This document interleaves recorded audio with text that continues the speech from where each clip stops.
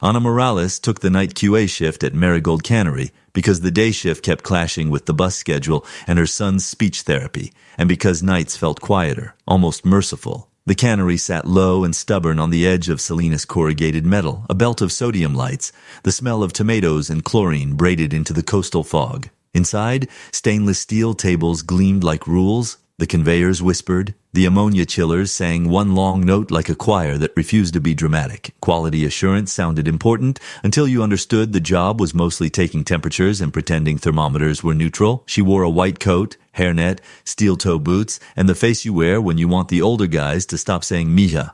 The floor manager, Hank, carried a clipboard like a weapon and a grin like a policy. "You're the new night check," he'd said on her first shift, voice as bright as forklift beeps. "We like numbers, Anna."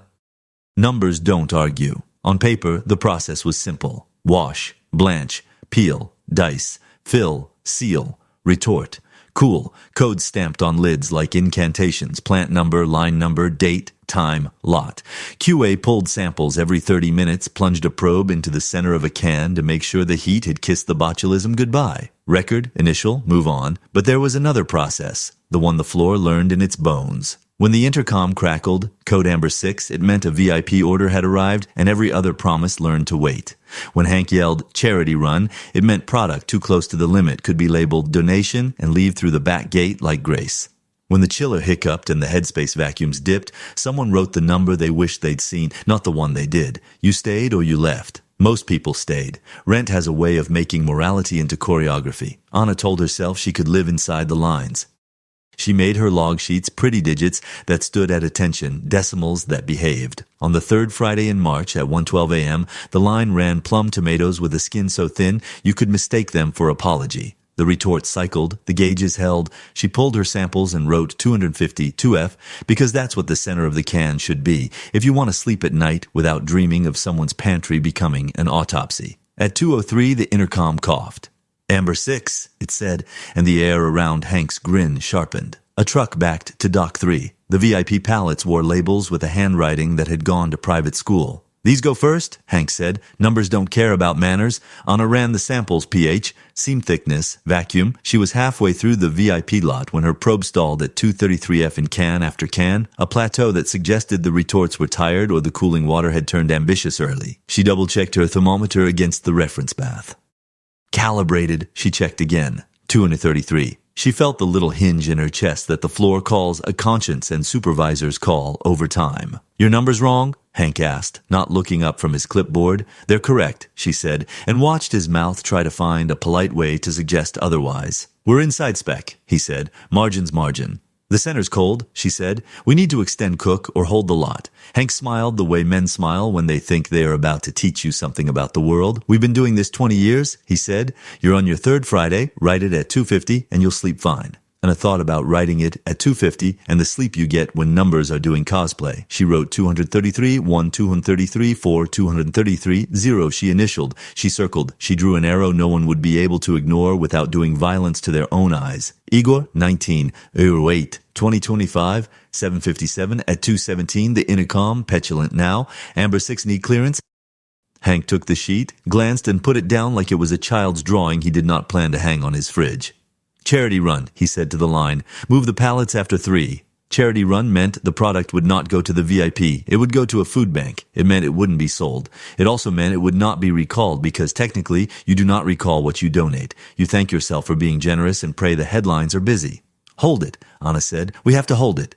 "The donors don't sue," Hank said warmly, as if kindness were his native language. She stood at the fork in the floor where all jobs become decisions. Let the machine call you dramatic or make it call you right. She walked to the retort panel. The cook program's line blinked complete when it should have begged.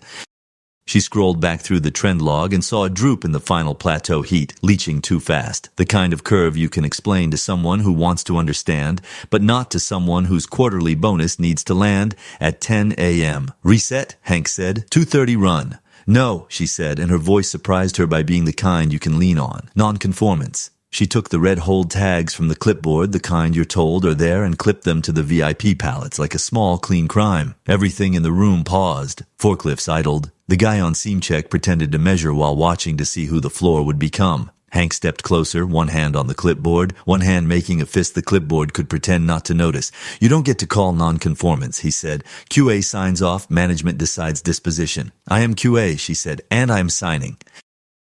She took the camera from her pocket and photographed the gauges, the trend line, the can codes, the pallet labels with their needy cursive. She photographed Hank's face because sometimes you have to archive cause along with effect. She sent the photos to her personal email, then to a second account under a name that would not embarrass her if subpoenaed. Maria, better, numbers. She texted one to herself with the caption, Cold VIP. At 3:04, Hank called upstairs. The plant manager, a woman named Lila who wore great shoes and a patience braided from 5 kinds of compromise, came down and asked what the situation was as if she were new here. Anna explained. Lila listened with the face of someone dividing by an invisible denominator.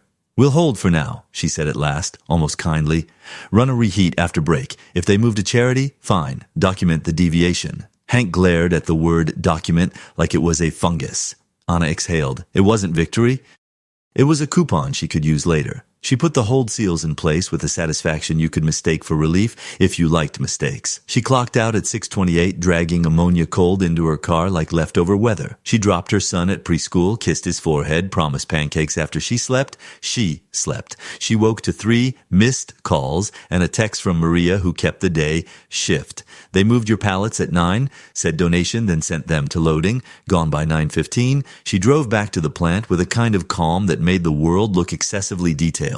A supervisor with a zip-tie smile met her at the door. We handled the lot, he said, professionally vague. Where? Distribution. They were on hold, which is a suggestion, he said, and then a second later tried to spin that sentence into something else, into a syllogism where safety is a feeling and feelings are expensive. Anna walked the docks. Dock 3 smelled like every truck, which is to say like other people's decisions.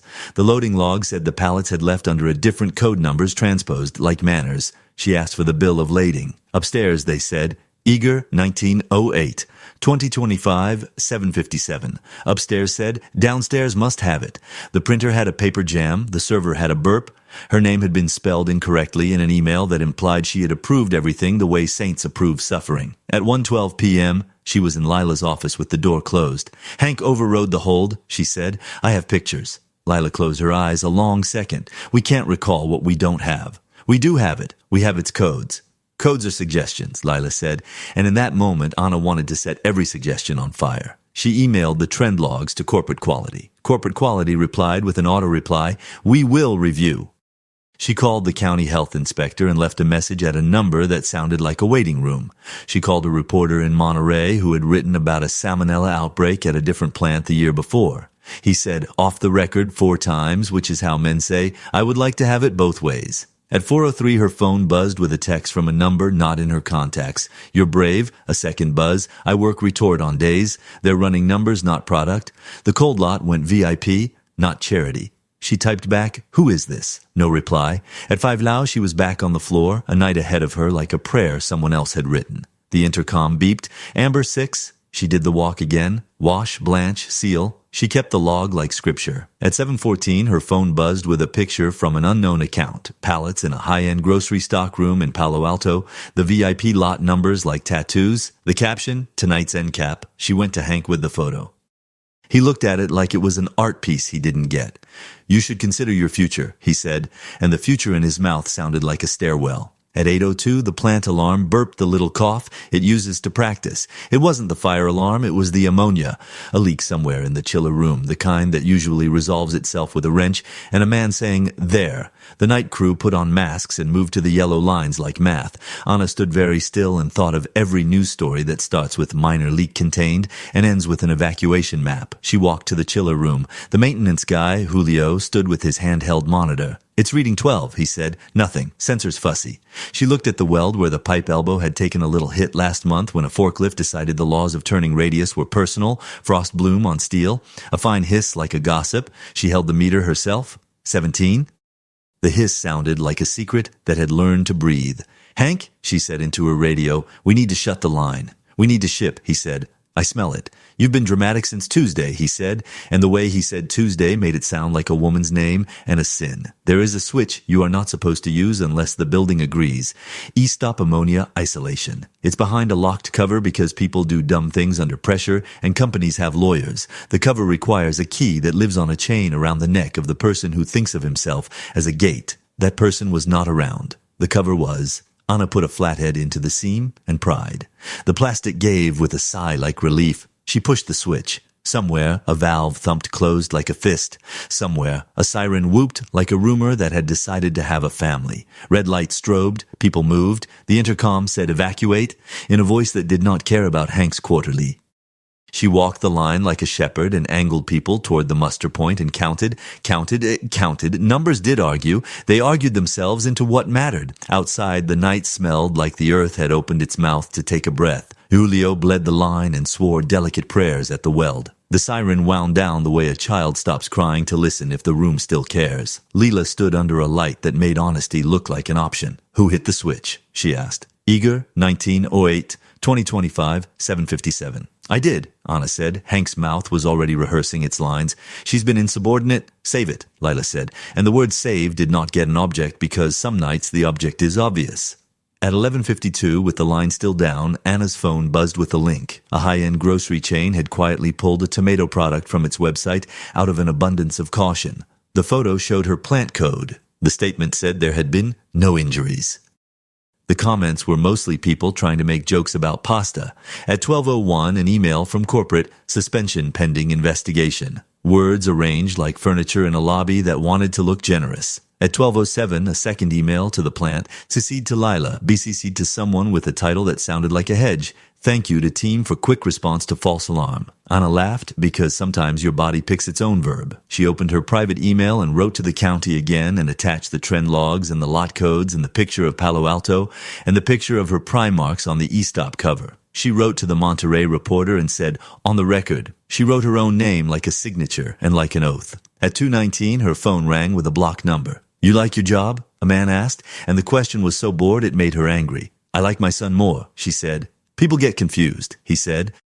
They think they're saving strangers when they're just making themselves unemployed. People get sick, she said. Sometimes they die. Silence on the line long enough to become a shape. Then, you think you're the first? We settle. We donate. It's how these places stay open. I think the floor deserves better nouns, she said. In the morning, a county inspector arrived wearing a polo that tried to look like authority. He asked to see the lot codes. Hank took him to Dock 3 and showed him the pallets that were still there, the boring ones. The inspector took photos of numbers that did not matter and wrote observed 4 times. He did not ask to see the trend logs. People from the VIP customer had already asked different questions in different rooms. At 9:12, the reporter published. The headline had the word whistleblower, which made Anna feel both seen and wet. The article had an audio clip Julio had taken on his phone of the hiss at the weld. It had her logs with her initials and the part where corporate had written false alarm 37 minutes after the e-stop. It had anonymous quotes and named the grocery chain and quoted a pediatrician whose voice had learned to explain fear gently. By noon, the VIP chain publicly pulled the product. By 2, a politician tweeted. By 4, a lawyer called Lila, and the call lasted 12 minutes and ended with voluntary recall and regret. At 5, Hank boxed his office into 2 cardboard repositories labeled desk and home and left through a door that smelled like full trash bags and opportunity. At 6, Lila found Anna at the muster point because the floor had learned that's where the decisions lived. They'll suspend you, she said straightforward. Then they'll reinstate you in a month with a different title. I didn't do it for a title? Anna said. I know, Lila said, and kicked the toe of her own great shoe against the yellow line like a child trying to be polite. Do you want to stay? Anna thought of the line, of the way the conveyors purred when they obeyed, of Julio's shrug, of Maria's text, of her son's laugh like a jar opening. She thought of numbers, of the way they can be honest if you ask kindly and do not negotiate. She thought of a can on a pantry shelf 100 miles away in a kitchen where someone had already set the water to boil. Yes, she said, I want to stay until the floor knows we are not suggestions. Igor, 1908, 2025, 7:57, the recall notice went out. The lot codes appeared like a confession on the website. People tweeted screenshots the way pilgrims collect relics. The VIP chain issued a statement about our valued QA partners, and someone in marketing earned a latte. The county scheduled a listening session, which is what governments call it when they are surprised to be observed. The next week, the floor changed the way a back learns to rest after a long day, slowly then all at once. The red hold tags lived in a drawer that had never caught light. Now they rode clipped to belts like talismans. The e-stop cover got a proper lock with 2 keys and a sign that said what it had actually been designed to do, not the fairy tale. The trend logs got a second screen that faced the line, not just the office with its blinds. The words charity run retired into a story people told about the before times with a face like a lesson. On a Thursday, Anna walked into the break room and someone had taped a comic to the fridge, a can with arms holding a little sign that said, "I deserve cook." Someone else had scribbled under it, "We all do." She smiled and ate her sandwich and texted a photo to Maria. Later, a woman from corporate flew in a blue suit that refused to be wrinkled and used phrases like culture adoption and stakeholder mapping. She asked Anna to talk on a recorded panel about courageous escalation. Emiliana said yes because she'd learned you have to use their nouns to buy your verbs, she said into a microphone. Numbers don't argue. She said, our kids eat what we make. She said, a hold tag is just a red rectangle of paper until someone decides it's a promise. That night, when the fog crawled low over the highway and the sodium lights made halos on wet asphalt, when the conveyors began their prayer and the chiller sang its ordinary hymn, Anna stood at the line with her probe, waited for the beep, and smiled at 252F like a person who had taught a room a new song. Weeks later, she found a package on her porch with no return address, just a note inside on VIP paper that said, "You were right," in a handwriting that had gone to private school. In the newspaper, a small item reported a settlement fund for impacted households. That night, she made pasta for her son and watched him twirl the noodles into a modest architectural project and told him the story in a way that made the heroes plural. Sometimes, very late, the intercom would cough a leftover syllable, and Anna would freeze, hand on the probe, remembering the night the world tried to make her a suggestion. Then the belts would thrum, the retorts would hiss, the numbers would land where kindness wanted them, and she'd exhale, write the truth, initial the line, and move on.